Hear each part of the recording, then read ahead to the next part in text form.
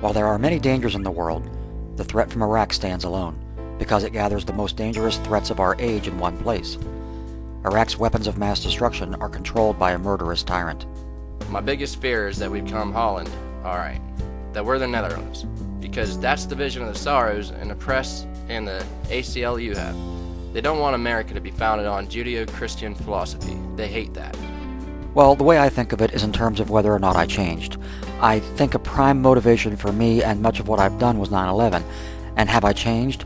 Well, not in the sense that I've gone through some fundamental psychological transition here, but I have been, since that day, focused very much upon what we needed to do to defend the nation.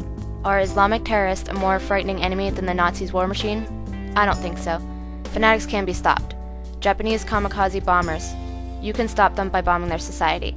We killed more people in 2 nights over Hamburg than we have in the entire course of the Iraq War. And take a look at when we put those lines on the same graph. You can see that as the president's job approval rate crumbles, well, the Dow has been on the rise. Is this just a coincidence? We'll let you be the judge. I've always questioned Darwinism, because Darwinism leads to social Darwinism, that believes that some races are superior to other races, and that the superior races have it as their moral duty to eliminate the lesser races. And that means my fellow Jews, and of course African Americans, Indians, Aborigines, just kill them. With their usual certitude, they told us that all was lost.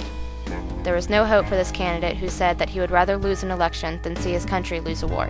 As we reflect on the sobering lessons of atheist extremism of the 20th century, let us never forget how the exclusion of God, religion, and virtue from public life leads ultimately to a truncated vision of man and of society. I would rather that the lady in Massachusetts last month who was taking her daughter to soccer, who was carjacked by a recidivistic maggot who had been in the prison system all of his life but was let out yet again because we feel sorry for him. Maybe he had a bad childhood.